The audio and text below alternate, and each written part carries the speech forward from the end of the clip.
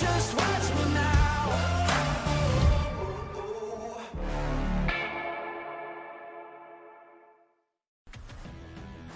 Welcome to Up My Hockey with Jason Podolin, where we deconstruct the NHL journey, discuss what it takes to make it, and have a few laughs along the way. I'm your host, Jason Podolin, a 31st overall draft pick who played 41 NHL games, but thought he was destined for 1,000. Learn from my story and those of my guests. This is a hockey podcast about reaching your potential. Hello there and welcome back, or welcome to Up My Hockey with Jason Podolin, a podcast about reaching your potential. And I am Jason Podolin. Today we have an amazing guest to cover all the perspectives of how to be your best, because it is Dave Oliver. Dave Oliver is currently the assistant coach for the New York Rangers of the greatest league in the world, the National Hockey League. But Dave also has a story as a player. He ended up playing in the NHL. He was a 7th-round draft pick for the Edmonton Oilers in the 1991 NHL entry draft. He went 144th overall, left the Vernon Lakers, and went to University of Michigan for 4 years, where he had an unbelievable run there, which he talks about, to the Final Four twice. And then he went to his first NHL camp and made the Edmonton Oilers. His first NHL camp ever attended, he made the Edmonton Oilers. Ended up leading that team in goals as a rookie, the Edmonton Oilers. And we chronicle the beginning parts of his career. We're going from Edmonton, going to the New York Rangers, where he ended up playing on a star-studded team with Gretzky and with Messier and Graves and Leetch and Robitaille and Kovalev and Richter, and my goodness, the names go on and on. And then how he had to kind of go refine himself in the minors, and went to play in Houston, where he met Dave Tippett, who had a really profound impact on his career. So we cover all of that good stuff. We cover him as a father now, a father of 2 young boys who love hockey, who love the game, who love playing the game, and how he can help them and support them. And he has some great advice for other hockey parents out there. And then we also talk about his time with the Colorado Avalanche, where he was for years the director of player development for that team. So it was his job to get players ready to help the Colorado Avalanche win the Stanley Cup. That was what his job was, to give players the support and the assistance they needed, whether it was on ice or off ice development, to get them better. So it had a lot of great questions around that. And then, as we said, he's now the assistant coach of the New York Rangers. So now he's behind the bench in the National Hockey League in the middle of a playoff push. And he has a real good thing going there with David Quinn and with Lindy Ruff and the staff there and the players around them. And we have a perspective from all avenues. He was a player. He is a coach. He was a director of player development. He's also a father of kids growing up. So we cover a lot of great topics. Dave has a ton of awesome perspectives, and I really enjoyed the 90 minutes spent with him. So it's not every day you get to talk to an assistant coach of an NHL team. So please open your ears and clear your plates, because this is a lot of good stuff, and I hope you enjoy my interview. So without further ado, here is David Oliver.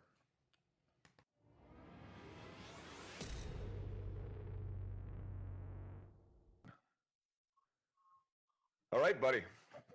You're home under circumstances I'm sure you don't want to be home. I think we'd be doing this a disfavor if we didn't actually talk a little bit about the coronavirus. But first of all, Dave, welcome to Up My Hockey. Thanks so much for being here. It's about time, eh? We've been talking about this since September. So yeah, no kidding. It's nice to finally get on here with you. So yeah, just bring us back. We'll spend maybe 5 minutes on here. I know we were texting a little bit, but you guys are on the road. How did you being back at home in Vernon, BC happen? And it seemed to happen pretty fast. It was kind of crazy because we had a family trip planned. Sean and the boys were going to come into Phoenix and see us play. And the night before we were to arrive in Phoenix, we played in Denver. So we played the Avalanche, and it was actually right before the game. The guys were stretching, and we were doing all our prep work, getting ready for the game, and started rumblings about the NBA maybe shutting down the season, suspending the season for a while. So, and then probably an hour or so after that, it was between the second and third period, we were kind of told that that's what had happened. And we probably weren't going anywhere that night, so we were going to be staying in Denver to kind of wait further directions. So from that point on, it was like, call Sean and the boys and say, you know what, I'm not going to be there tonight, but hopefully we can figure something out tomorrow. So it was kind of a crazy 24-hour period. I believe it. And then so from there, like you were saying, you were supposed to be going. You're almost in a little bit of a holding pattern there. It sounded like, and like you knew you were supposed to be going to Phoenix, but you weren't, and you were just sort of, and then you end up turning the plane around. How was that all communicated to the guys, and what were you guys doing? Well, you know, we had a big team dinner after the game. We went to a place and we kind of hunkered down there, and everybody was, you know, we're kind of going over the game and figuring out what we're going to do if this happens and if that happens. And at the end of the day, we got up in the morning and we still really didn't know which way we were going, if we're going to Arizona or if we're going to New York. And the decision was finally made to shut it down. And the team went to New York, and Dave Quinn, the head coach, he said, you know what, your family's in Phoenix. You may as well go there because we don't know how long this is going to be. So we ended up spending a few days in Phoenix, and then obviously heard of the rumblings of the borders closing and all that, and figured we better get home before that happens. So Wow, we yeah, got home a few days ago. that's crazy. Yeah, we just got out of Orlando ourselves, so we're in the self isolation mode or whatever you want to call it, and hanging out with the family. What has been the directive to the players? Like, is anyone in contact with them? Are they supposed to be kind of staying in shape the best they can, or like what is happening with these NHL guys right now? Well, I think the assumption is at some point we hope to resume, whether it's the end of the regular season or playoffs. That's still up in the air. The board of governors and you know, Gary Bettman and everybody try to figure out what's best for the league when all this hopefully subsides in the near future. But a lot of balls up in the air right now. Nobody really knows.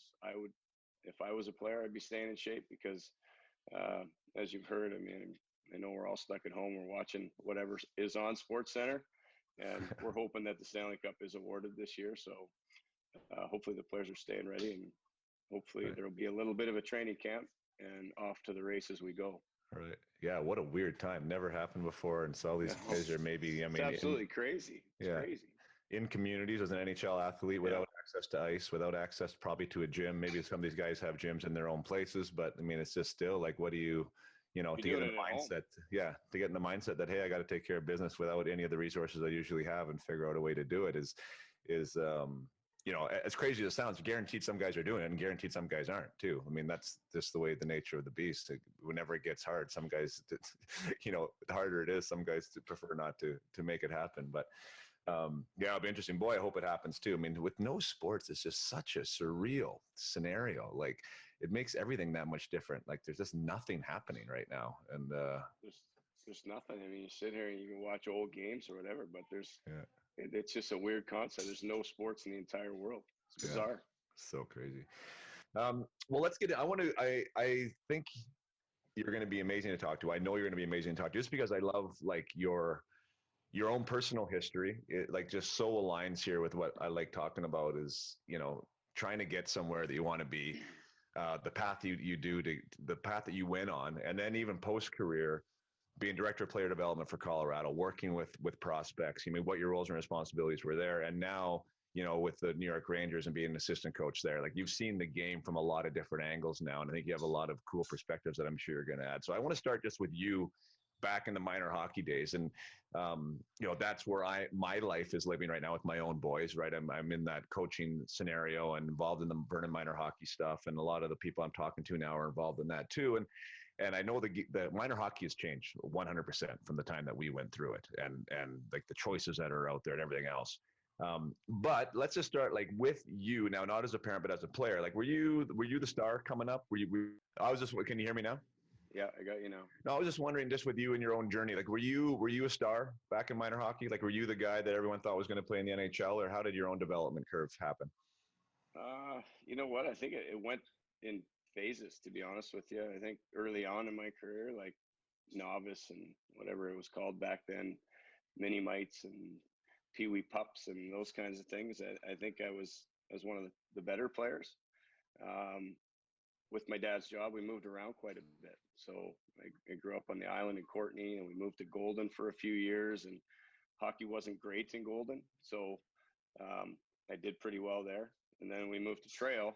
Trail had a really good hockey program. Obviously, the history in Trail is phenomenal. And I ended up sitting on the bench for a couple of years. I didn't play much. I played maybe 1 or 2 shifts a period. And that was it. That was probably 13, 14, 15. And then I was really, really fortunate that they moved the bantam age back a year, so you got an extra year of bantam.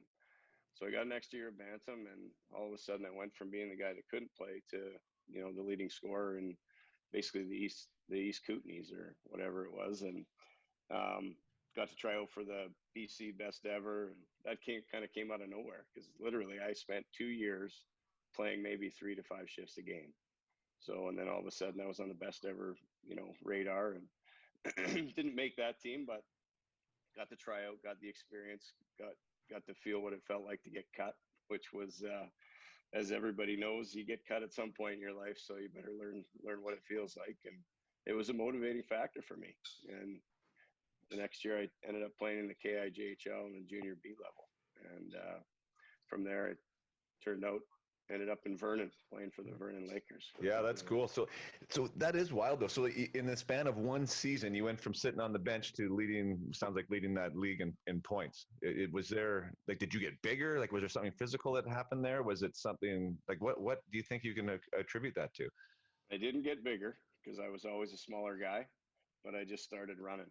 And there's these things called the Kaminko stairs and trail, and they go forever. And I had a kid, Noel Macri, lived across the street from me. And he was a big kid, and he was a good hockey player, and he trained his butt off.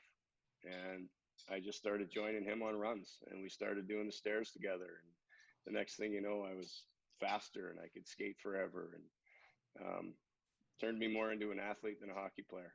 And as you know, how important that is. There's a lot of kids that can play hockey, but it's the ones that figure out that you need to be an athlete and you need to be in phenomenal shape. They're the kids that go on and persevere.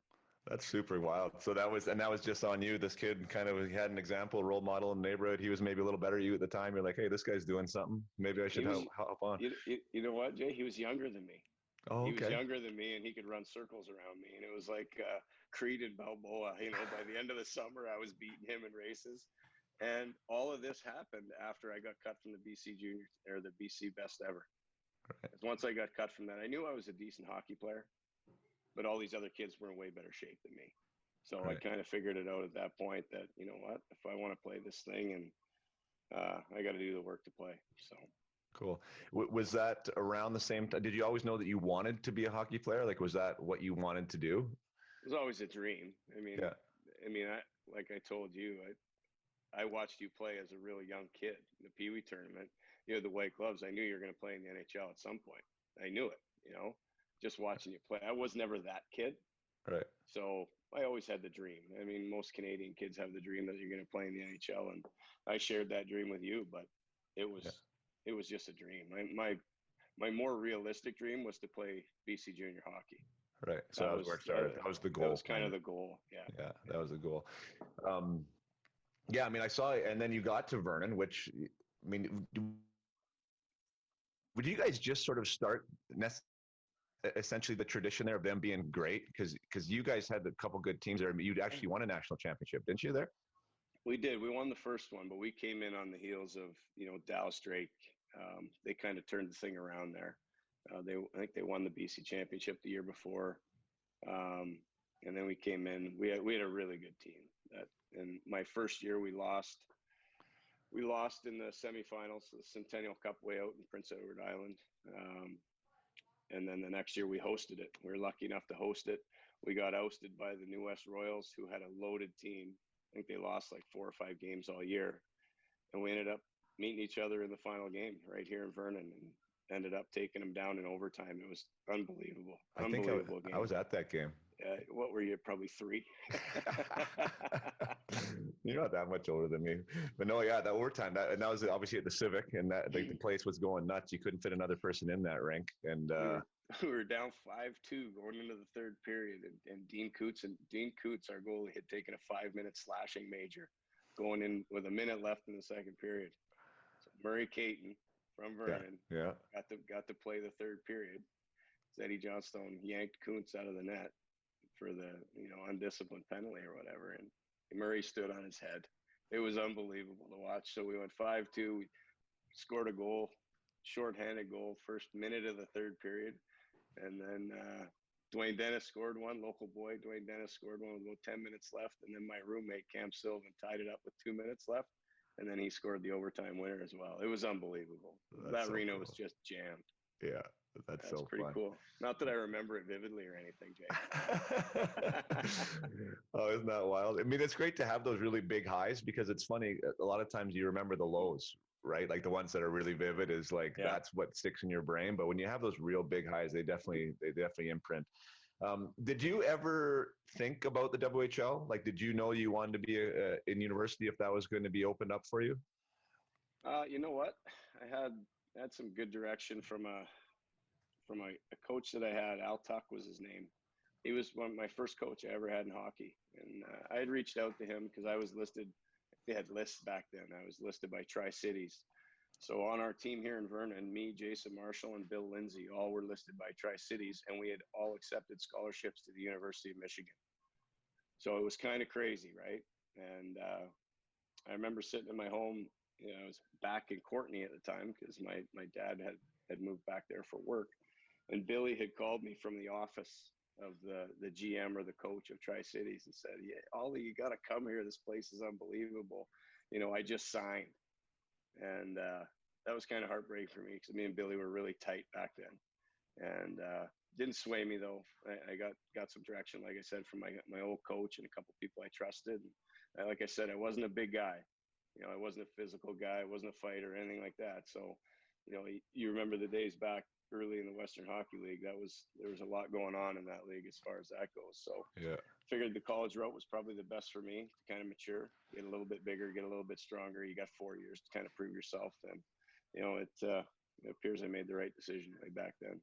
Yeah, no, good for you. And I mean, I've talked about it on this podcast before, just that I think it's ridiculous that you actually have to make that decision at like 15 or 16, you know, what path you need to go on. I wish that changes at some point. But yeah, I mean, and Billy Lindsay, when you say Billy, you mean Billy Lindsay, who I played with in Florida and who obviously worked out for him too, right? I mean, he had a long NHL career and yeah, it worked out for all three of us, actually. I mean, Jason went on to have a great career, Jason Marshall and Billy Lindsay as well. yeah. And so yeah, maybe it's a good time to segue. Like, so obviously not obviously, you are a father, your kids play hockey. Do they, like, where are they at with the game? Like, do they want to follow in dad's footsteps right now? Would that be their dream at this time? I think so.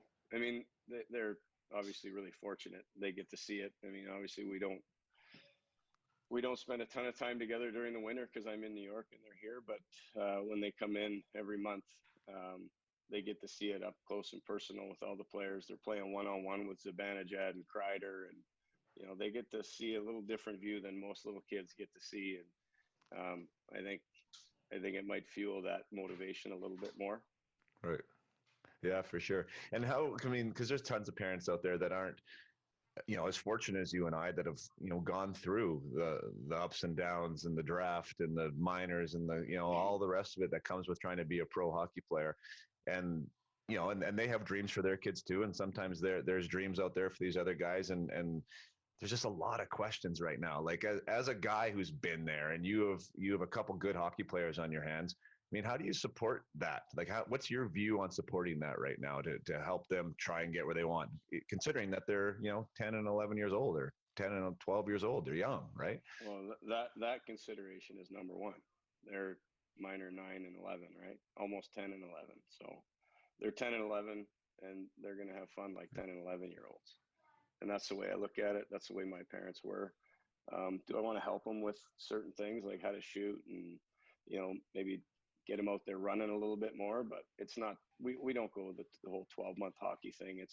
I like to play catch, play football, play lacrosse, do a whole bunch of different things with our kids. And as much as I would love to see them fulfill the dream one day, if they do continue to go down that path, that's their choice. It's not my choice. It's their choice. They love all different sports. So, I mean, ideally, between you and I'd love to see them on the PGA Tour one day and me carrying their bags. It's a lot better than a hockey bag, buddy, because I know you and I have seen more of the downside of the game than the upside of the game.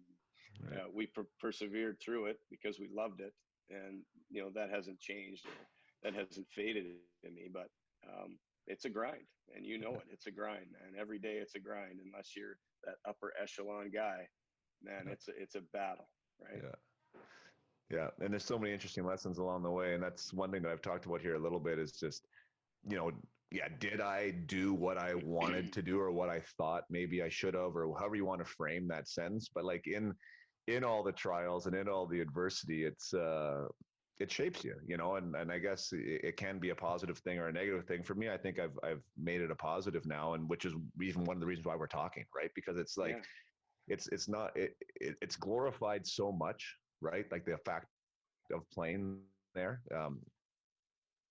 Because what people see is they see the sports center and they see the toe drags and they see these things, right? But they don't see they don't see the grit and they don't see the grind and they don't see the dirt and the blood and sweat and the tears that goes in. And not everyone ends up on the first line in the NHL. And there's a lot of reasons why that happens. Now, would I redo it and change it? No, because it is what it is, right? But it is interesting, like you say that now when you look at it from the father's eyes, I think that changes the whole 9 yards. Like the stuff that my parents were doing, like moving, you know, like me leaving home at 16, like it's just crazy, right? Like those types of sacrifices that people are making, and even younger now, right? With this idea that we need to do this in order for my kid to have a chance. I think that when we're, you know, like the perspective, I just think you got to trust the process. Even hearing you say that story at 14 years old, you were in trail and not the best player, and not even be able to play on your team.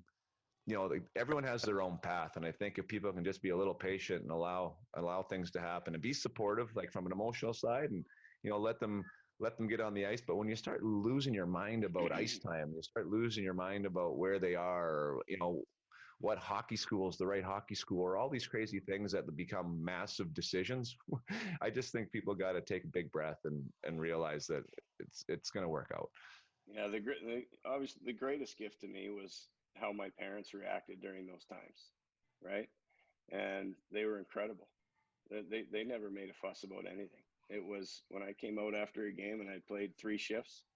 It was a great game. It was a great game. Good job. You did everything you could, and that was it. They never ever there was no issues. They never had an issue. They just they just watched. They appreciated when they got to see me play, and if I played great, if I didn't, no big deal. And they always supported me no matter what I did. So them not making a big deal out of me not playing much probably helped me keep the love for the game. And when I had an opportunity to step up and I actually took it upon myself to get in shape and play, it all worked out. But Right. I'm convinced that if I had parents that were, you know, screaming at coaches and doing things that because my kid wasn't playing or he didn't play as much as little Johnny or whatever, then you know what, I probably would have packed it in. And that's just a guess.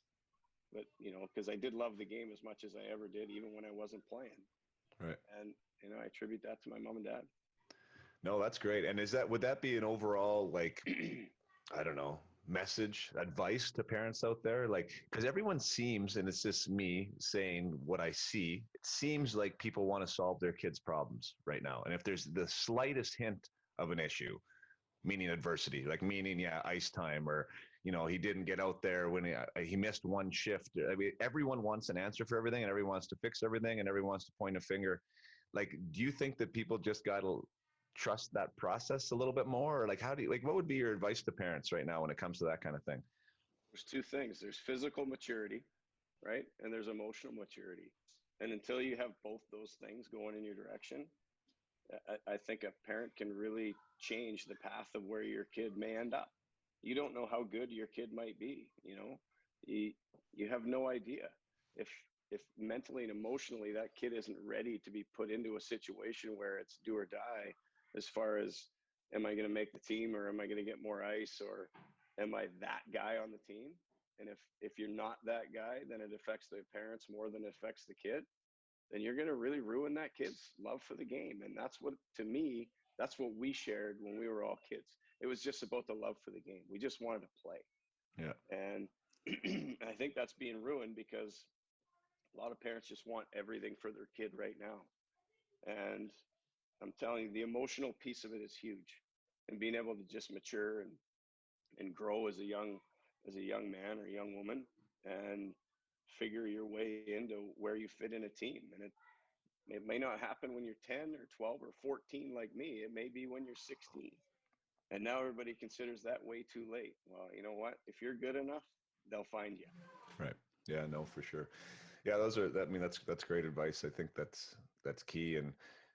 And feeling like you're responsible too. Like when I think when parents get involved, and I don't want to spend too much time here, but like it takes the ownership off the kid to try and figure something out. Like there's when the conversation at home is why weren't you playing, or why did so and so play, or your coach is terrible, he doesn't get it, or all these things, right? All that stuff is deflected away from the actual athlete who is so needs to feel responsible for where he is and why he's maybe not playing or whatever the heck is going on in that scenario, right? And I think that's the big injustice from parents in my mind, is like it takes the accountability away, and accountability is such a big piece. I mean, talk about emotional maturity, but like that, the quicker anyone, and that's the gift I think is hockey, and that's the gift that I think is when I'm working with my clients now, is that this is such an amazing platform, like this thing of called hockey that they care about, that they want to do better at, that you can teach these amazing things that are going to transfer into whatever the heck it is that they do, whether it's the relationships or whether it's them being parents or them being great carpenters, right? Like the accountability piece is big. Like you are responsible for yourself, and you need to find a way to find solutions. And when you always want to get involved as a parent and solve or blame, it takes that accountability piece away. And I think that's an injustice personally. Yeah, you're 100% right. Yeah. Sometimes you just got to let the kid fail and let him pick himself up, dust himself off, and get back to work and Yeah. And get persevere. it going again. My parents never told me to go out and run. They never told me to go out and get in shape. It's one of those things. You see a kid across the street doing it, and he was a pretty good hockey player at the time. I'm like, you know what? I need to do that. I need to get Right. off my butt, and I need to do that. So it made a No, that's big great. difference in my life. No, that's great. Exposure to stuff is good. Being curious about stuff is great. What? So you go off to Michigan. They dangled the cherry in front of you there in Tri-Cities. You said, no, I'm going to Michigan. And that turned out to be an amazing choice too, because you were, I mean, super successful there, not only from a team, but also personally. And there were some real good players on that team. I know that you always smile fondly looking back on that time there. That was, you really enjoyed your 4 years, correct? It was incredible. Yeah. You wish you get done. You just wish you could go back and do it again right away. You know, you give up your pro career to go back and have those 4 years back. My housemates, my teammates, the four different groups of teammates I had. I mean, it's a special place. Ann Arbor's a special place, and obviously we had success there. We made it 2 Final Fours, never got the job done, but as far as winning a national championship, but it was incredible memories, and those guys are some of my best friends that I have to this day. Yeah. And so looking back on that again, there is no, like would you want your boys to pursue that route if they got to that scenario? Would college be the way, or university be the way you would point them? Well, it gives you options. I mean, the Western League obviously does a great job now with the education package and stuff, but I mean, like you said, you alluded to earlier, you have to make that decision at such a young age, right? So um, I'm not going to tell my kids what they have to do, but I'll certainly give them the pros and cons and let them weigh out their decision that they're going to have to make. Hopefully they get Right. that decision that they're going to have to make one day. Yeah. It's a lot of work, a lot of time between now and then. Do you think that fit in though, as far as like your development curve? Like, did it actually benefit you as well to be there? Like to come out of that after 4 years of college and being 23 instead of me showing up in, pro hockey at 20, right? With sort of a different level of expectations. Again, that emotional maturity piece, the physical maturity piece. Like how do you think that played in for you and your development? Well, it's everything, right? Like you experienced the whole living on your own thing when you were really young. You were playing 80 to 100 games a year, playoffs and stuff, right? In the Western Yeah. League, Yeah. where I was a smaller kid, probably weighed 178 pounds when I went to school. And I had 4 years in the lifting and the training and stuff that you get there. You only play 35 games a year. And, you know, basically turning yourself into a man while you're there. You learn to live on your own, cook on your own, do all those things. You don't have a billet. You just kind of plopped in a dorm room and say, here you go, right? Just like Right. every other college kid in the world. So the learning curve was pretty steep there. It was a lot of work. The hockey was really, really tough and physical with the school that had to be done. Michigan's not a piece of cake, walk in the park school. So there was a lot to be done. It was overwhelming at times your first year, but after that, you kind of you get the routine going, and like I said, the guys that you meet there just become your best buddies, and the whole experience overall was just incredible. Right. Yeah, no, that's great. I mean, for me, I mean, I kind of have the same reminiscing of like Spokane. So I was in Spokane for 4 years, and it wasn't all peaches and cream and stuff. There was some hard times there, but I really remember those years, like really formative years, right? Yeah. And really blessed that I was there. It was a great organization. I love everything about it. But in saying that, I would like to go back and try the university. I mean, I don't hear many guys say that. Like, I really like university, but I would like to go try major junior. But I have had guys say, hey, it would be interesting to try what the university was all about, right? And I think there's a little bit of a discrepancy there. And plus, you don't know that crystal ball, right? Like, as far as I think for me personally, it would have been good to be there, playing less games, working more on my physical side, like getting stronger, becoming more of a man, slowing down that rush to get to the NHL. Like, you feel like you're supposed to be there. And then even with me, like, it was funny because guys were coming out of college at 23, and by then I was washed up, but in some people's minds, right? Because I was 20 in the show, 21, 22, scoring in the minors, but it's like I had my chance, and you know what I mean? Like, you're passed over almost. And these guys are just coming out now; they're fresh and they're rookies, and they're like new talent. So I just felt that interesting too. Like, even that development arc, like when guys came out of there, that more in a man, more ready, I think. Well, you have to be more ready. How are you not more ready, right? Well, you kind of hit the nail on the head, though. I mean, as far as development, when you went to college, you did get some development. Like, it's not like the development there is nowadays. But I mean, you were just playing hockey, right? When you were in Yeah. school, you were just playing hockey, and then when you turned pro, you were just playing hockey. And if you were good enough at the time, you were good enough. But if you weren't, where did you go? They just kicked you to the minors, Yeah. right? Nowadays, with the whole development scheme that's in place for all these teams, you know, a guy like you, big, skate, skill, could shoot a puck, could score, could make plays. They're going to spend a little bit more time with you than that feeling you got where, you know, some kids coming out of college, well, you're washed up and you're done at 22 years old. Right. That's not going to happen now. Right. But we didn't get the benefit of that back in the day, right? Right. It was either you got it done or you didn't. Just like every other job in the world, you either Yeah. get it done or someone's coming to take your job. Yeah. Now there's a little bit more patience and a little bit more time put into the, you know, trying to make sure that all of the picks succeed, right? Right. That's kind of the development role now, and every team's jumped in full throttle on that. Yeah, for sure. And I want to get to that definitely, because I think there is, I mean, it's way more key than it was before in the Sally Cap era, and I think we'll get into that. But I do want to, so you go from University of Michigan, and if I got this right, it was the lockout year, your first year Yep. in Edmonton. So did you Yep. start then in Cape Breton? Is that where you started, or did you Yeah. finish there? Yeah, I got the old, you know, you've made the team. Unfortunately, there's no hockey. So you're Right. going to the American Hockey League in Cape Breton. So yeah, we got sent down. There was probably 7 of us that got sent down because we had a really young team in Edmonton. Yeah. Um, so Tyler Wright, Todd Marchand, Ralphie Internuvo, Peter White.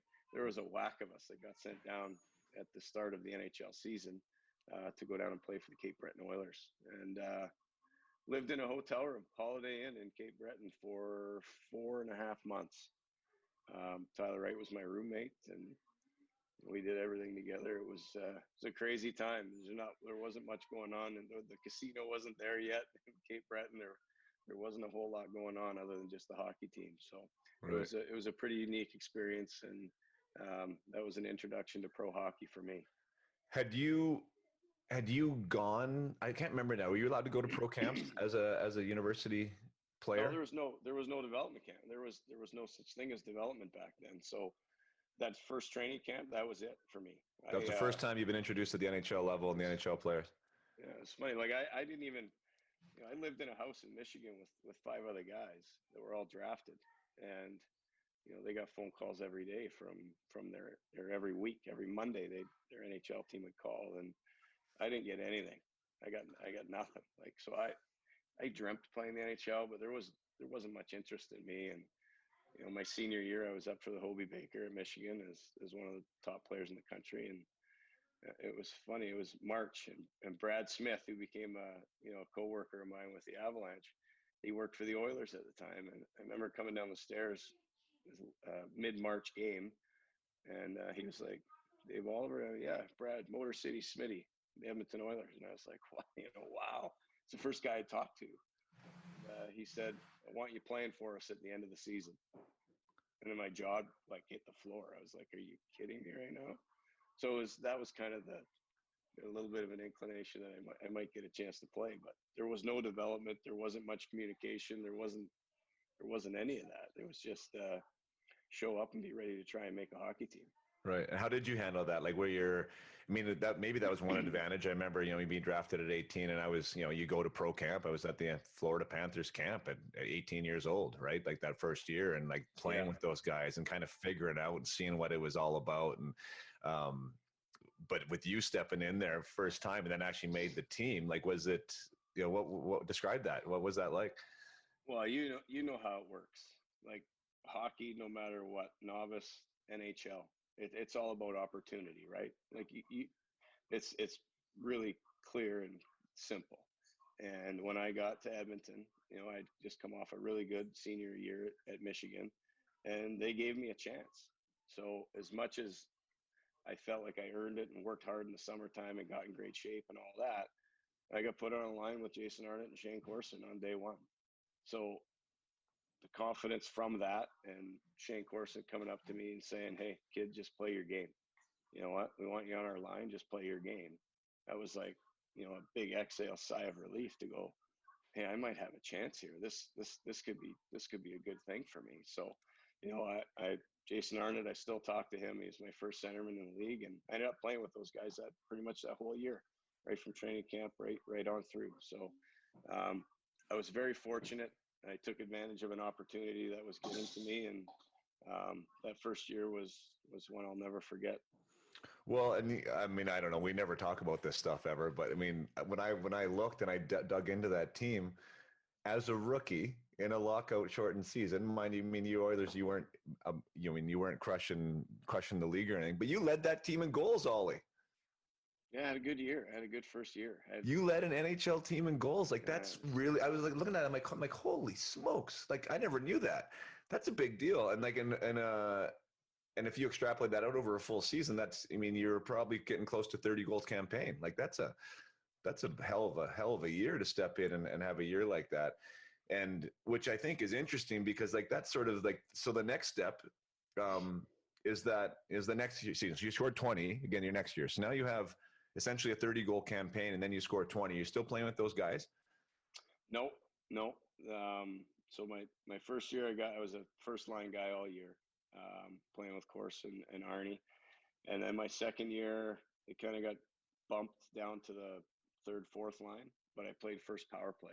So most of those goals, I was a power play guy. That was pretty much my niche on the team. Right. Didn't play a lot 5-on-5. And that just kind of became who I was within that organization. And, you know, it was what it was. Like I said, my young up and coming days playing Bantam kind of prepared me for all the things that I was about to go through. You didn't appreciate it at the time, but kind of understanding the lay of the land in the NHL, and there's always somebody better than you coming in. And I wasn't prepared to deal with it at the time. I wasn't prepared to go, what do I need to do to be better so that I can get my spot back? I just kept doing the same thing over and over again, which, you know, now I sit back and it drives me crazy because if you fast forward it to the end of my career, I met a trainer down in Vancouver that really changed my life. He made me quicker, faster, stronger when I was 31. And had I done that when maybe I got bumped out of my seat in Edmonton my first or second year, who knows what might have happened, right? Yeah, But 100%. you know, hindsight's 2020. Yeah, can you point to anything like though? I mean, coming again, leading the league, and that's the thing. Like, I like talking about this stuff because it's the stuff that doesn't really get talked about. It's like so you come off your rookie year leading the Edmonton Oilers in goals. You come back to camp, and now you're not a first line guy anymore for some reason. Like, was that ever explained to you why you weren't a first line guy anymore, or why the team's leader in goals is now going to be a third line player? No, not much. I mean, like that, the league was big and it was physical, and there was a lot of tough players back then, right? And clearly at 5'10", 185 pounds, that wasn't who I was. I could score, I could think, I could shoot, but there's guys that are bigger and stronger and tougher that could come in and do what I did. And that kind of removed me from my seat. And like I said, the whole physical side of it and becoming faster and becoming quicker and doing all the things that I probably should have been doing at that point in time, I didn't do enough. I didn't do it enough. And I let myself down. It took me about 8 years pro to realize that. And my agent, Kurt Overhart, and a trainer down in Vancouver, Sean Karp, to really show me, how fit I could be and how hockey strong I could be. Right. And that changed, like I said, it changed my life, but that's 7 years too late. Sure. How about was the communication there? And I know this will tie into what you're doing now, but like back then, I mean, I tell people when they ask, I'm like, I got traded to Toronto for Kirk Muller, and I had a 3-minute conversation with the coach. And then I had one other conversation with the coach that was maybe 6 minutes long, where he told me to play defense. Like that was the extent of the communication of like what was expected or what I was supposed to do. And I was also scared shitless to even go in the office and like to say anything at the time. It just like the communication in most teams was zero. I mean, that's 20 years ago now, but like, did you find that then too? Is it the same? Would you have knocked on the door and said, "Hey, what's up?" Or were you just on the third line, happy to be there trying to figure it out? Or not a chance. Not a chance. No. Yeah. And the guy that we had at the time, he was a nice guy. Like Ron Lowe was our coach. He was a nice guy, but he was still the head coach. And you just, unless you were an upper echelon guy, you just didn't do that. You didn't do it unless it came down to it one time where I got sat out for a couple of games and he wasn't going to play me until I went and talked to him. So I had to go talk to him, and it's an intimidating thing.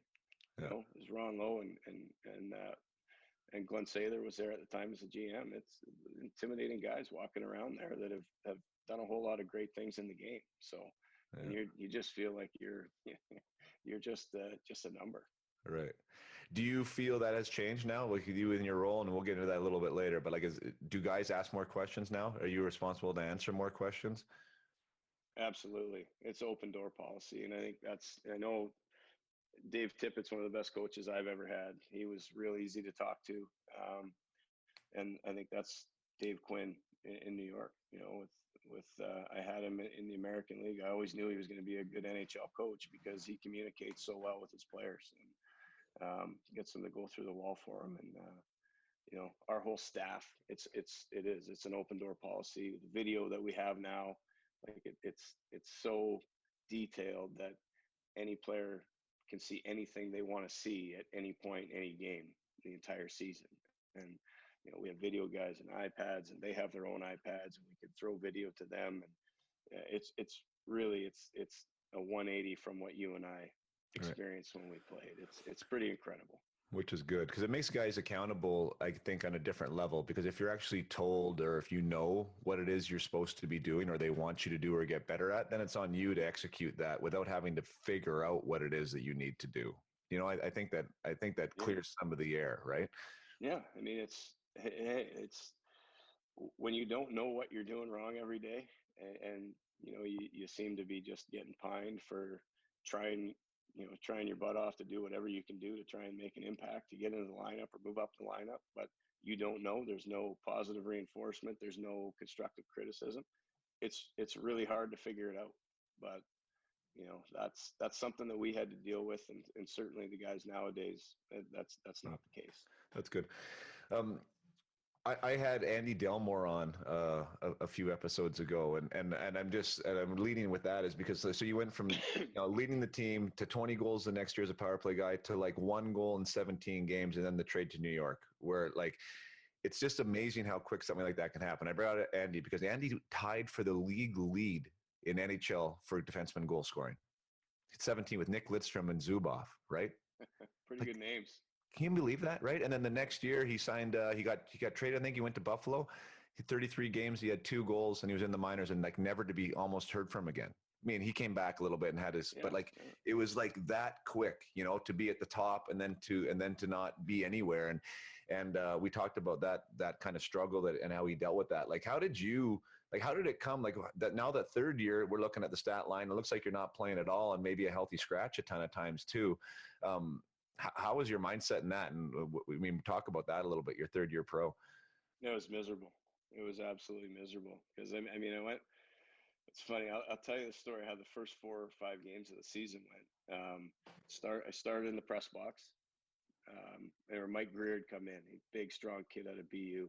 He was fast and he could hit like a truck, and he had some skill too. He was a great guy, unreal human being, one of the best teammates you could have. And I wasn't with him that long, but he basically came in, and you just get dropped down a couple of spots, and we had some better players that year that were better than me, and that's just the way it was. And at the end of the day, I started in the press box, and then I got to play on the fourth line. I had a really good game, and then I got a game on the third line.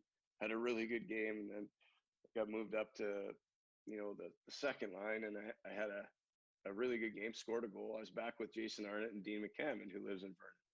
Scored a goal in that game, and the next game we were playing. We talked about opportunity, how lucky I was my first year coming into training camp, Corson and Arnott. Yeah. Well, now here's my opportunity, my third year, to make a splash, and we're playing the Pittsburgh Penguins, and it's Yager, Francis, and Lemieux. Okay, and I'm playing with Dougie Waite and Zdeno Seeger, and we were matched up against those guys. I was -3 in the first 12 minutes of the game, and that was my last opportunity to play top line. And hey, sure, you know what? I'll take blame for all 3 of those goals. Those are 3 Hall of Famers and 3 of the best players that ever played the game, and something I'll never forget. But that kind of set the tone for the rest of the year. And I actually didn't get traded to New York. I got picked up on waivers. Kent Nielsen. Oh. Now I'm really dating myself. Kent Nielsen came out of retirement, so they had to open up a roster spot. So that was me. Got put on waivers. Got claimed by the New York Rangers, which was shocking to me because they were making a run. They were one of the best teams in the East. And Wayne Gretzky, Brian Leetch, Mark Messier, Adam Graves, Boo Kaboo, like you go up and down, Mike Rick, like it was Kovalev, Robitaille. I looked at that team. It was crazy. It was, it was as miserable as my first 5 months of that season were. It was like I won a cereal box contest, and I got to go hang out with a bunch of future Hall of Famers, and they embraced me because half that team was ex-Oilers. So I was coming from Edmonton. They took me in, Gretz and Mess, and those guys. They treated me like I was one of them. It was honestly, it was an amazing few months that I was in New York. We made a good run. We got to the Eastern Conference Final, and we lost to Philly. And then and then next year I had to figure out a way to find the love of the game again. And the guy Brian Wiseman, who was my centerman at Michigan, had signed in Houston of the IHL. And it was a real good league at the time, and Dave Tippett was the coach. And Wise had said, "Hey, I know you're miserable. I know you're not having fun. Let's get the band back together. Let's get the fun back in the game, and let's get you back to the NHL." And that was he's one of my best friends to this day. He knew what I needed. And I went down to Houston and played for Tip, who's one of the greatest coaches I've ever seen, and spent 2 years down there with those guys. We won. We knocked you guys out, and we won. we won the Turner Cup in 1999, and found my way back to the NHL. And he ended up being the head coach of the Dallas Stars, and fortunately he brought me in, and I got to play a little bit more in the NHL. So it was crazy turn of events and how that all played out. Right. Yeah. I mean, we both know how good Wisey was as a player. And so you were on his wing, and he's feeding you pucks, and you're doing what you do as a put it in the back of the net. And that was your first introduction to Dave Tippett? Yeah. At that point, first introduction was Wise had already signed in Houston, and Wise was like, he basically said to Tip, we need to get this guy. He's kind of lost right now, which was what I was. Yeah. And he's like, we can make this thing happen. So, took a little bit of a haircut as far as the pay goes, but had a blast and played on a great team with great coaching. And he made me a better player every single day. Right. No, that's great. Coaches can have a big impact. I want to talk about that. But so in your own personal scenario, so when the season was over with New York, then your contract was done, your Yeah. entry level contract. So then you were a free agent essentially. Well, they had their rights to me, and we actually had our rights, and you pointed out I had pretty good numbers. Yeah. Um, so we were going to go to arbitration. They settled. They offered me a one-way contract, and they basically told me that I was going to end up being in the minors because they had just signed. It was crazy. The guys, we lost in the conference finals, so they were tightening up the roster to make a real run the next year, and pretty much told me that I'd be making my one-way money down in the minors. So I chose to go with the guy that I knew, I trusted. I believed he'd make me a better player and I'd have more fun. Took way less money to go down there and play and get that love for the game back again. Wow, that's a big decision though, man. It was. It Yeah. really was. And the only part of that decision that I regret is that next year, even if somehow I could have found a way to make that team or be a part of that team somehow, that was Gretz's last year. Right. That would have been really cool. I mean, he was. I was lucky I got a chance to play with my idol, and that part hurt. Yeah. The unknown that if I was there, I would have been able to see that guy playing his last game, which would have been really really cool. Yeah, that was cool. I remember I happened to be in Los Angeles with the Kings at that time. So yeah, I guess had we been knocked out already by you guys? I can't remember that chronology or like that scenario, but I was in the Forum. We were still in the Forum at that time. And because the game was being played out east, his last game, like our entire game stopped. Like our warm up stopped, and we watched Wayne Gretzky skate around the ice after his game was over. No way. Yeah, it was like, so we're in LA. Cause I mean, he had obviously left LA. So we were there on the bench. I was an LA King watching Wayne Gretzky retire in New York as a Ranger, right? Skating around. Like I don't remember a lot of things, but I totally remember that. That was the real impactful moment that we were doing that, watching that. And since we're talking about Wayne, like, is there anything, I mean, like, again, you listed those names. My jaw dropped when I opened up the roster there for the Rangers. I mean, Gretzky, Messier, Leetch, Graves, Robitaille, Kovalev, Richter. Like, I mean, like what a group. And you said you got to play with your idol. Like, what is there any stories about him or Messier, like as just like the leadership qualities of him, or Gretzky as a human, or like what's one of the stories that just sticks out that would be a good one for us to hear? Well, you know what? It was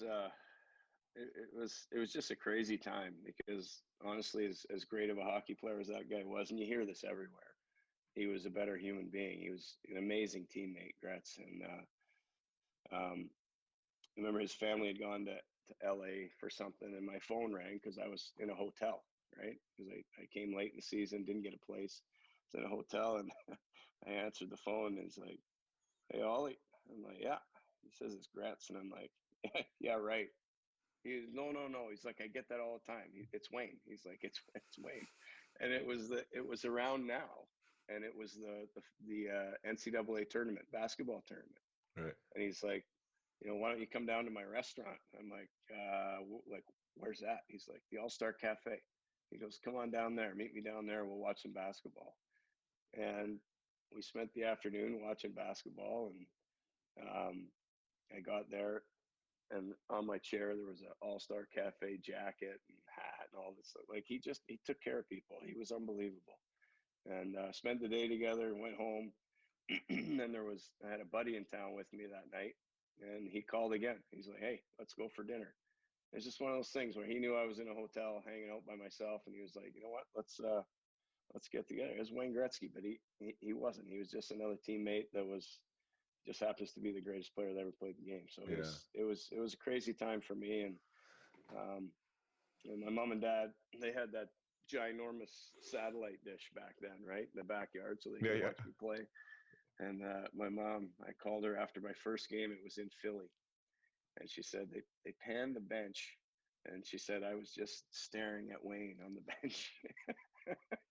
So I was like a kid in a candy store. I was at the time I was probably 26 years old, but I felt like I was 12. And it was an unreal experience just to be in that room with all those guys, and Mess and Leetch, and it was unbelievable. Tikkanen was my roommate. he's one of the best roommates you could ever ask for. Just an amazing guy. So Right. great memories from that few months that I was there in New York. 100%. I mean, as cool as that is, I'm listening to it and I'm thinking like some guys walk into that environment and maybe aren't that starstruck. Like I was, in my short time in Toronto, let's say, like that was a bigger market. It was bigger players there. Matt Sundin and Curtis Joseph and Wendell Clark and, like big names like that. And I was a 20-year-old kid and I walked in there, I was like, holy smokes. Right. And my first game was against Lindros, Leclerc and Renberg, like matched up against those guys, Legion of Doom. Lindros had 4 goals that game. And it took, well, actually, I never even had the opportunity, to be honest, like to get to a spot where I was like, I'm supposed to be on the ice with these guys, like to have that mindset of like, I same thing. I right. felt the same way my whole career. Actually, I was such a fan of the game, and it was such a dream to me. Yeah. That you see guys come in with that confidence and that air that you need to be like a player in that league and a consistent player in that league and a guy that can have longevity in that league. And man, you need to believe inside and out that you are that guy and you belong here and you can do whatever you need to do. And right. I always found that, confidence comes and goes, but the confidence in your skill comes and goes. You know what I mean? Like when you're scoring, when you're not. But that mental process that I belong here, man, that's special. If you can get that and believe it, like you said, you walk into that room. Those guys made me feel like home when I got there. It wasn't like they were this, this crazy feeling of, oh my God, these guys are so much better than me. Nobody made you feel that way. That came from inside of me, right? Right. So I share that same feeling you did. It's crazy. Yeah, I think the environment does matter. I mean, that's a good segue into like what you do now. I mean, I've told the story on here before. Just my last kick at the can was when I tried out for Detroit, and I was 29 years old. I mean, end of my career. Thought I could maybe play in the league still, else I wouldn't have tried. And actually had a really good opportunity to. Got hurt in camp. Neither here nor there. But that was the most comfortable I had ever been in an NHL environment. Mind you, I was 10 years older, right? So I mean, there was a maturity level there. But the way those guys treated me and included me, and like Chris Chelios, for instance, like similar story with Wayne Gretzky, walking across the room, no idea who I am, camp, shakes my hand, takes me to his chili bar, right? We're in Detroit at his chili bar. He's walking me through the whole place, me and one other guy, right? Like Holmstrom invited me to play golf. Hassick talking to me at the front of the bus for 30 minutes. Like these weren't conversations that I had to go seek. Like guys made you feel a part of things, right? Whereas, Toronto, LA, like Blake and Robitaille and all those guys, they probably didn't even know I was on the team. At least that's the way I felt, right? Like, and I think that does help. I think you talk about culture, and I'm sure now that you're on an assistant coach role, like that idea that the bottom guy's got to feel like he's participating, that he's included, that he's making a difference, right? I think all those things really do matter in a team level. But I'm going to digress a little bit. And you're talking about that little key piece, right? That piece that you wish you had, that I wish that I had, that I was supposed to be there, and that I belong. Like, how do you, as a director of player development with Colorado and now as assistant coach, like how do you go about teaching that, or how do you talk to guys about that if you think that they might not have that little piece? Well, I think that everything has to do with the culture, what you're bringing them into. That being able to be comfortable with who you are in the environment that you're pulling all these kids out of their own environment and you're putting them into one, and your ultimate goal is to win a Stanley Cup. And there's a lot of togetherness that needs to be formed for you to be able to win a cup together. And exactly what we're talking about, what Yzerman and Chelios did for you, and Messier and Gretzky and Leetch did for me in New York, that has to be paramount from day one when you bring all these kids together. We're all in this together. We all have unique skill sets. We all want you to be good at what you're bringing to the table. We don't want clones. We're all here for a reason, and you're all gifted in different areas, and all those different areas brought together are going to win us a Stanley Cup, right? And getting them to understand that at 18, it's a challenge because there's a whole lot of other things that you have to teach while you're trying to build that culture. But it is, to me, it was right from day one of all those kids understanding, sort of when I was working in Colorado, that we're all in this together. I mean, one of the first years I was there, we did we handed out a gift, and every kid got like a chain link, right? A big one, and it was silver plated, right? The color of the cup. Every one of those kids got one of those chains, and they're useless by themselves. But when we stick all those things together, we're a pretty good, strong group, right? And Yeah. that was the message. Each one of those represents who you are in our quest to win a Stanley Cup. Right. And you know what? Just building that bond within each other and building the trust, because that's the biggest thing. It's trust. It's trust, teammates trusting each other, and it's them trusting the coaches. Where in our day, I don't think there was a whole lot of trust. That on the other side, they were too worried about how good I was going to be, Yeah. or how good you were going to be. Now that process, those building blocks are, we're going to do everything we can to make this kid better than even he thinks he can be. Right. And once you get that, and you get that trust factor in there, and that relationship built, the sky's the limit for all those guys. Even kids that you don't think are going to have a chance to make it. Some of those kids find a way to make it because of the belief that we've shown in them. Right. Yeah, no, that's a big difference maker for sure. And your role there as director of player development for Colorado, can you briefly walk through some of the people, like tell people what that means, like what your roles and responsibilities would be in that role? It's funny because when anybody asks me that, it's like parenting. And you know what? You and I are both fortunate. We're going through it with young kids. It is really no different from that. It's creating a bond, creating a relationship, creating a trust factor, and teaching them basically how to eat, sleep, train, skate, mentally prepare. You're trying to make sure that there's nothing that comes their way that they're not ready for. And if there's things that they're not good at, we aim at those things, and we make sure that they're working on their things that they need to be better at.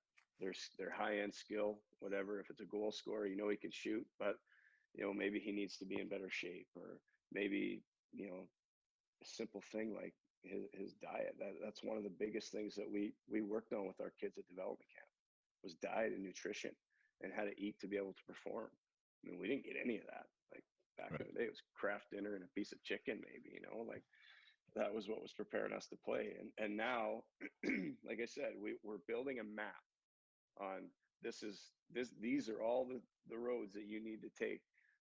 And the end goal is always the Stanley Cup. It's always the Stanley Cup. And for them to feel that they are a piece of that, to me, like I said earlier, that's everything. It's that trust factor and that belief that, hey, I'm a little piece of this. Yeah. Just trying to create that through every little facet of what a parent does. Trying to prepare your kid to be good in school. You're trying to prepare them to be a good human being, to be kind to your neighbors, to be all the things that you want your child to be. That's basically what player development is. So you have a bunch of little, no, kids is the wrong word, but you treat them like, because how many people you were alluding to stuff that's off ice, and I think that's maybe grown a little bit with the game, because I think when it first started, player development was like, on ice stuff and working on crossovers or skating or whatever, physical tools guys need. And now I'm talking to guys like you that were in that role. It sounds like a lot of that stuff is now starting to come off the ice. And I assume it's player specific too. It's individualized. Some guys need some more help away from the game maybe, but did you find yourself working with stuff off the ice with these guys quite a bit? Well, absolutely. Like it's such a detailed program now. We have a person for every one of those aspects of development, right? We have a sleep guy. We have a nutrition guy. We have a skating girl. We have when we were in Colorado, we had everything. And you go to New York, and it's another level up. We have somebody for every facet of everything. And it's no stone unturned to try and figure out how we can quickly and without missing any of the process, quickly make a player that is almost good enough to a player that is a important piece of our National Hockey League roster. It's huge. Yeah. And it's the free agent guys you sign, the guys that you draft, they have to pan out, right? They have to they have to make you into a Stanley Cup contender in the cap era. It's a fact. Yeah, the cap era is huge. I mean, and the odds are still staggering to me, right? Like even to get drafted, how many guys will have a 100-game NHL career is so low when you go through the rounds. But like if that development system can turn one more guy out of a draft into a New York Ranger in this scenario, like you're saving so much room off the top to be able to sign those other guys, right, to make it competitive. So like the development. I can understand why teams spend so much so much money on the development side, because it's not cap money, right? It's development money. And if you can turn those prospects into players, my gosh, you're saving yourself a ton on the top end. So it just makes total sense. Well, it's awesome because if the player has the will nowadays, and will is huge, right? Will is everything. Skill is great. You need skill. You need skill to win. You need skill to score goals. But if you combine that skill and the will, I mean, the sky's the limit because you have all of the tools in place to help you get to where you want to go, right? So there's no secrets anymore. Everybody's pulling on the same chain, trying to get everybody to get to where they want to go, and we're all doing it together. And like I said, that would have been unbelievable to have back in the day, right? Oh yeah, it would have been fun. I mean, I hate to get caught in the dinosaur era, but yeah, I mean, I felt it was always. It is what it is. Yeah. I mean, we always wish you would have or could have, whatever, and the onus was on us. Now we have a whole plan in place for everybody that's under our organizational umbrella to be the best they can be. Right. And that's a pretty cool thing. Oh, that's awesome. Yeah, because I've always felt it was like confrontational, adversarial.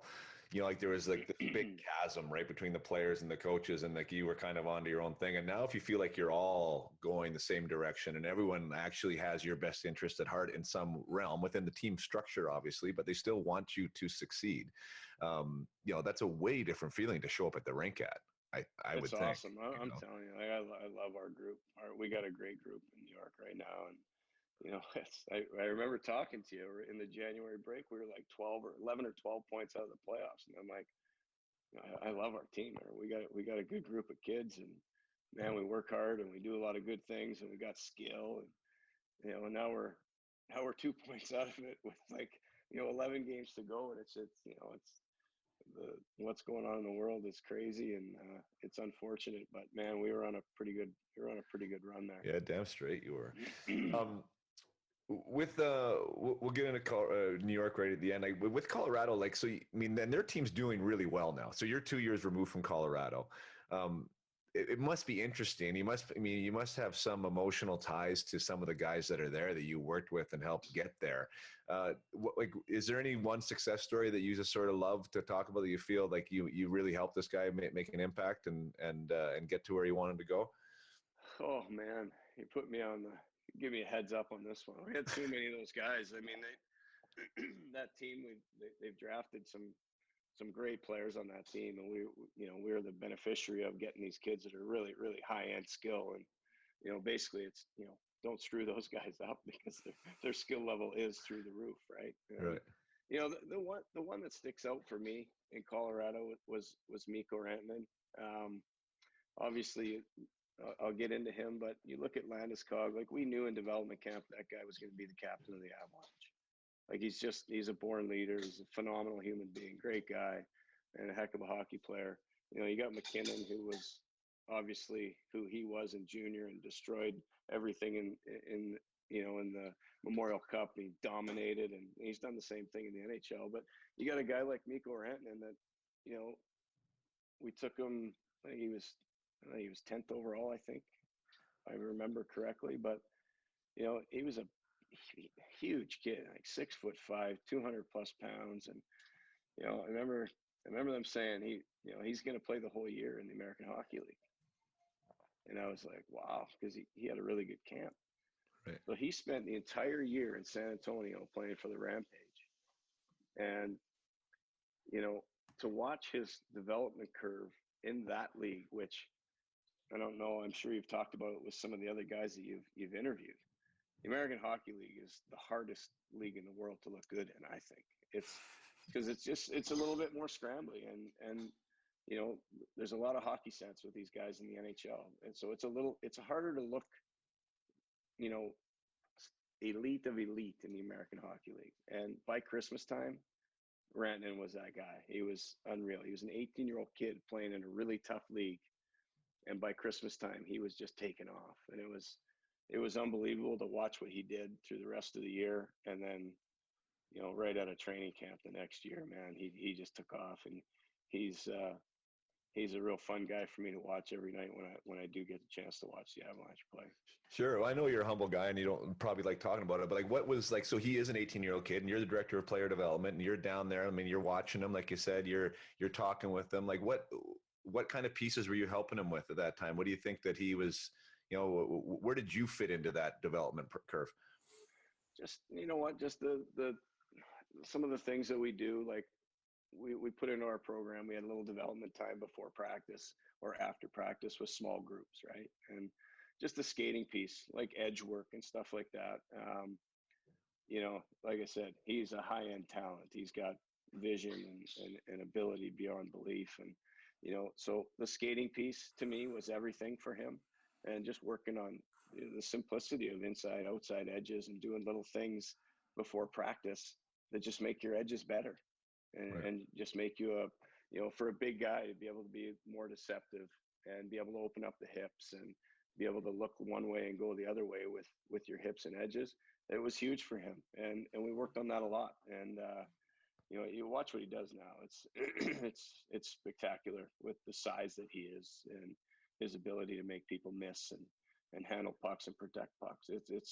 He's a pretty special player. Yeah, no, for sure. And I mean, that's great. I mean, the edge work, I do think skating has come like maybe the farthest as far as in the evolution of the game, like what guys can do on their skates now. And even like what I'm doing with my Atom guys right now is, I mean, I don't think I watched one of your practices. I was really impressed. Oh, well, thanks. But I mean, we weren't doing that stuff, right? And that's why these guys keep getting better and better. Because now there's new stuff and new, there's new drills and ideas of how to coach the game. So I can totally see there. I thought you were going to go, I was anticipating you were going to go to the other side of it because meaning the off-ice stuff, because that's one thing that a lot of people forget is like, not only is it hard enough to make it in the NHL, but when you throw in a new language and a new culture and an 18-year-old kid away from home, from Finland, and now he's in the minors and like all those aspects is insane. And you probably dealt with that a little bit with Kako this year as well, right? Like, I thought that maybe that would be where he would have needed some support, just like kind of figuring it out. I mean, like how to live away and from home. And do you see that with the European guys? Is there many guys that have an issue with that? Well, like we were talking about with young kids, right? That maturity factor is huge, and that was never an issue with Mikko, like zero. Like he was in a man's body, and he was big, he was fit, and you've played with Finnish guys in your career. They're always elite as far as conditioning and fitness goes. They're ready to go, right? Yeah. So it's just major fine tuning, areas throughout their game and creating the habits that they need to do. And that's another thing that we haven't even talked about. It's just the habits of what you need to do to be a pro every day, right? So just dealing with those things with being an 18-year-old kid and understanding what you need to do every day to be a pro has a major impact on who they end up becoming as a solid NHL player. I've just finished reading a book, and I can't remember his name, so it's not great. But it was a mental conditioning coach that worked with Jacksonville Jaguars running back. I think it might have been Taylor back in the day. Anyways, he was just a specimen, right? Like blew up the combine and one of the top picks, and he couldn't stay healthy, right? So he was great when he was great, but he kept getting hurt all the time. And so this guy came in and he tells the story of like, what do you want to do? And he's like, well, I want to play 16 games, in a season. That's what I want to do. And so like, well, how are you going to do that? So they started looking around the room and there was a couple of older guys that had played 10 years pro or whatever, right? In the National Football League. And they're like, well, look, what do those guys do? And you're talking about habits, right? And these guys showed up at 6:30 in the morning every day at the arena, right? And they finished every day with an ice bath. Those were the two things that he noticed, right? And the guy's like, well, maybe you should try that. And he's like, what the hell am I going to do at the arena at 6:30 in the morning? And he's like, well, maybe you'll figure that out. Right. So anyway, so he had to change his habits. Like I said, he wasn't going out late at night anymore. He wasn't drinking. He wasn't dehydrated. He'd have to go to bed earlier because he was getting up earlier. When he got to the rink, he got into a process where he was stretching and doing this thing. And anyways, the habits of a pro, right? Being a professional and treating as such. And those are things that again, you get back into when you have that example around you, whether it's the trail guy running the stairs or whether it's Rod Brindamore in Carolina that's there till the cows go home. Like when you're surrounded by that influence, it's hard not to adapt to it, right? And suck it up. But what about, so New York now, I know, and I'm going to put you on the spot a little bit because I think it's an awesome part because I'm such a big fan of mentoring. And like, so you go to New York after not being on a bench in 8 years or 6 years, I think, if I got my math right. 6, yeah. Right.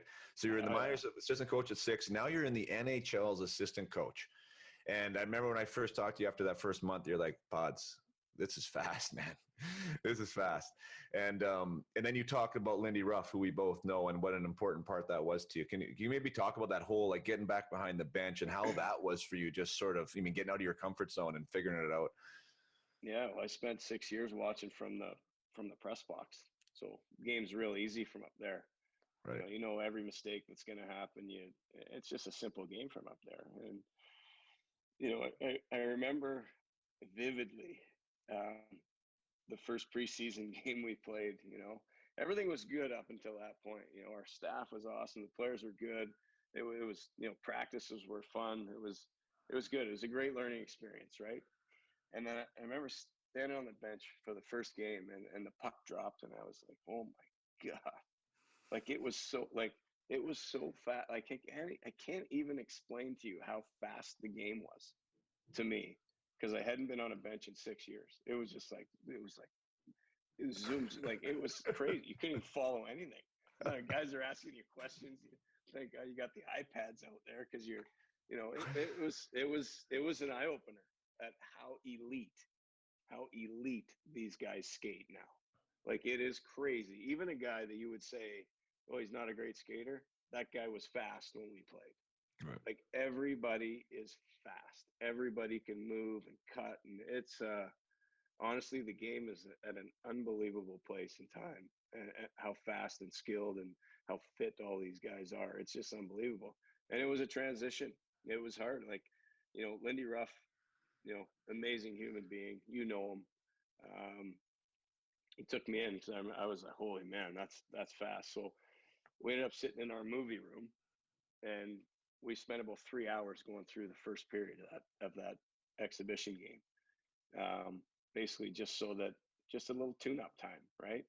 And he's like, we can do this as much as you need, as much as you want, till you feel like you're caught up and you feel comfortable and confident again. And it didn't take long. By the third or fourth game of the preseason, it's like, everything slows down and you feel like you can get a grasp on it again. But man, my amazement on how fast these guys are standing behind that bench and the athletes that we have in our league, it was mind blowing how Right. quick they are.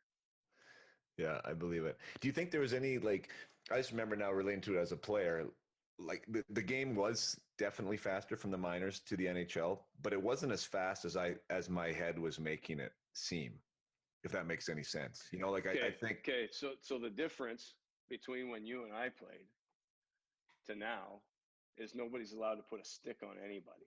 So everything everywhere is full speed. Like when we coach, we talk about sprinting in small areas. Well, when we played, you couldn't. Well, Right. why? Because the guy had your jersey wrapped up in his stick, and you couldn't go anywhere. That Right. was just the game. The bigger, stronger guys. Like you couldn't get through those guys because you were allowed to hook and hold and grab and whatever. Yeah. So now all these guys with the training and nutrition and fitness and everything that they do and the skating work that they do, the speed and the cuts and the quickness and the tight turns and all these things they do, everything they can do, they do it at max speed, and it's crazy. Right. So it makes for trying to earn that ice. The defenders are so quick at eliminating ice. Offensively, you have to be so fast to find that free ice. And the game is it's just so fast. It's so impressive to watch at ice Yeah. level. I can't say enough about them as athletes. It's just unreal to watch. That's super cool. What has been most rewarding about being back in that position? Yeah, I mean, at the NHL level, on the bench, traveling with the team, working with these top line players. Like, what do you love most about what you do right now? Oh, just being back in the grind, back in the fight, trying to win. You know, when you're in development, you're going to watch a different junior college team every night, or your American League team is your NHL and your American League team are the only teams you're really, pulling for and you die hard with. Um, every other game, the other, 80 to 100 games that you see a year, you're hoping for a good hockey game and you hope your player plays well. So being back on the bench, being on a staff and being a coach, you're in the fight. You live and breathe with every goal for and every goal against, and the roller coaster that you're on. I can't even explain it. Like a win, you're to the moon, and you lose. It's just like the world's. It's just crazy. The roller coaster is crazy, and being able to, as a player, we had to do it as a player. You had to manage it, especially when you get in series and playoffs and stuff like that. You got to find ways to manage your emotions in a different way, different level, because at the end of the day, the goal is to just keep getting better. Right. And you have to kind of keep an even keel, even though our roller coaster is up and down. You still have to find a way to bring that every day so that you can keep building the relationships and trust and keeping the end goal in check.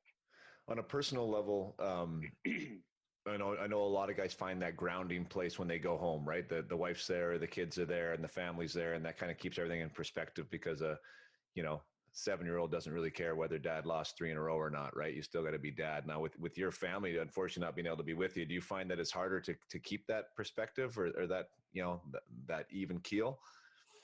No, you know what? I mean, FaceTime's a wonderful thing. So you got a lot of outs there. I mean, Yeah. it's certainly not a glamorous gig, because we are what I'm doing with you right now. We sit and we watch our computer like all day, every day, pretty much. Just whether it's trying to cut the other team's, for me, the other team's PK, or trying to figure out how we can make each guy look better. It's video, video, video, and there's not a whole lot of time for much else. Right. With the schedule as condensed as it is now, there's not much time between games. So you leave the game, you got to get to the video, because in the morning the kids might ask, hey, what did I need to do here? Do you got some clips for me or whatever? And you have to have that stuff ready. So, Yeah. there's not a lot of time Yeah. to yourself. Yeah, no, I hear you. What is your role in respect? You mentioned PK there. What is Dave Oliver own on the New York Rangers? What's your roles with that? Power play. I got both power plays and 6-on-5 at the end of the game when we're down. So um, basically more of the offensive stuff and trying to figure out how we can score more goals. Gotcha. So when you're on a bench, then are you talking then only about power play, or a guy comes off? Do you see something like what's your interaction like with the guys? No, it's anything and everything. And I mean that like it can be anything. A lot of the times it's hard to see everything on the ice that's going on at once. You might be zooming in on one guy and another guy comes on, and fortunately we have the iPads on the bench. So, you can pull the iPad out, and there's great teaching moments on there for guys showing if they're not doing something structurally right. Real easy corrections on the bench when you have the video to see it. Something that we never had the benefit of having. But when you see it real time, most of us are visual learners. I mean, you can tell somebody something, but when you see it, it's real easy to make a change real quick. So Right. that's what makes the game so tough, and that's why it's so hard to score, because changes are made right on the spot, and guys understand where they went wrong and what they need to do better the next time they go on the ice. Right. Do you find yourself then, if you're working with the power play guys more, is it natural to see you've built sort of maybe a bit stronger relationships with those guys? Yeah, I mean, you you meet with those guys every game day, right? We have power play meetings every day before the game. They're not long, but yeah, I mean, you spend a little bit more time with those guys. I spend a little bit more time with the forwards. Um, the one-on-one video, more time probably with the third and fourth line guys, trying to figure out how they can do things better kind of move up the lines. But certainly more time spent with the guys on the power play. I love their opinions. I mean, they're on the power play because they're skilled, because they're smart, they can make plays. So trying to get into their brain to figure out what they're seeing and what they're thinking, it's huge. Just, try to make your power play the best it can be. There's got to be a lot of input from the guys out there that are fighting the fight. Sure. I think a lot of people don't know like how specialized the game's become, and I guess every head coach runs it a little different. But does Quinny let you? Like, is it yours? Does he get involved in that discussion about even maybe the system or even the personnel on it? Who picks the personnel? Is that Quinn at the end of the day? We talk about it. That's Yeah. this group.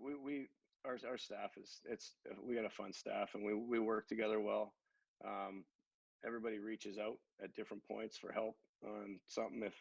If you're going against the number one PK unit in the league, Lindy Ruff runs the PK. I'm going to ask him, like, where can we expose these guys? Like, what can we do? Like, Yeah. these guys have been number one all year in the league, and we want to fill the net on them. How are we going to do it? Like, where do you think? So get the PK guy to come in and kind of work through some scenarios, and then present that in our meeting. This is where we think we can break these guys down. Right.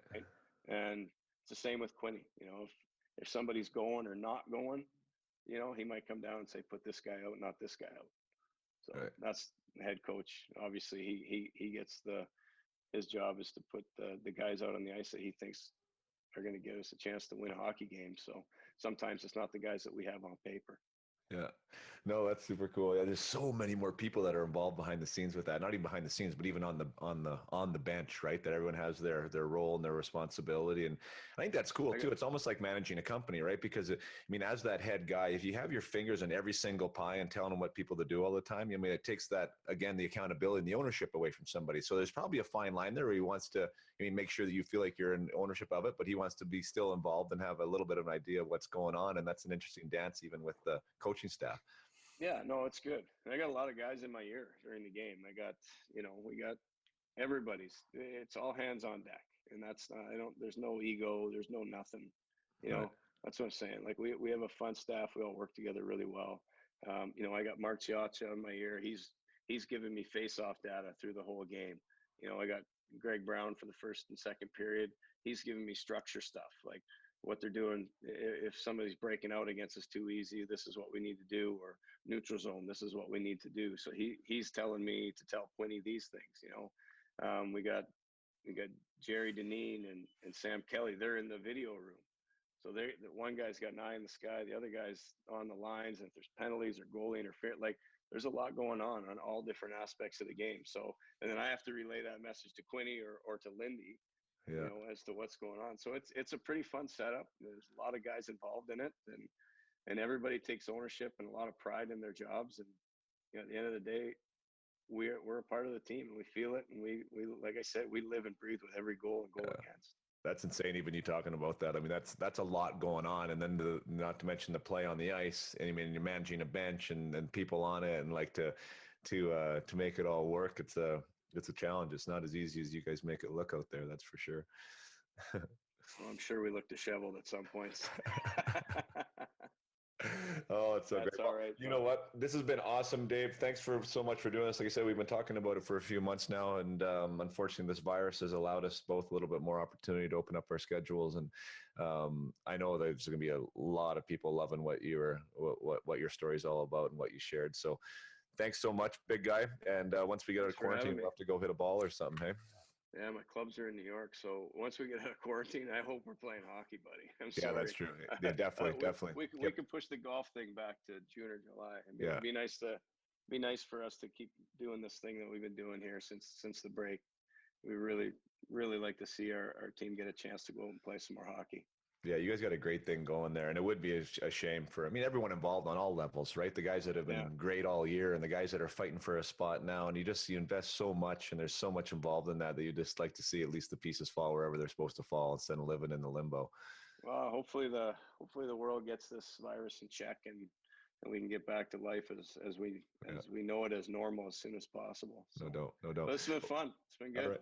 Thanks, man. I really appreciate it. And till next time. Thanks, buddy. See you in a couple of weeks when we're out of quarantine. Yeah.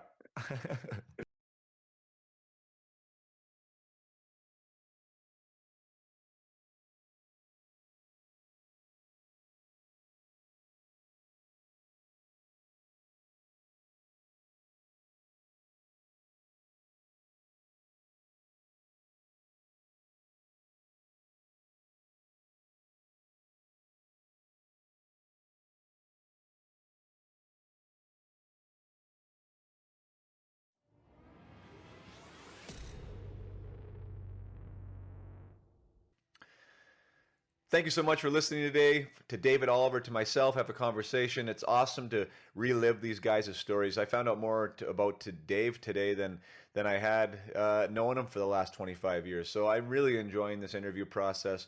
I hopefully asked the right questions to extract some awesome information for you guys out there to understand what it takes to make it, to understand what it's like to be an assistant coach in the NHL, to be a director of player personnel development, how to get guys better around you, and what it takes to win, and what it takes to be the best player you can be. So I think we covered a lot of awesome stuff there. Dave was an amazing guest. I knew he would be. To have somebody with that many different perspectives about the same game, as a player, as an aspiring player, as a player who made the show, as a player who played in the minors, as somebody involved in an organization trying to make their prospects be competition ready for the NHL, and then now assistant coaching in the National Hockey League. My goodness, there was so much good perspective and experience there that we were able to talk about today.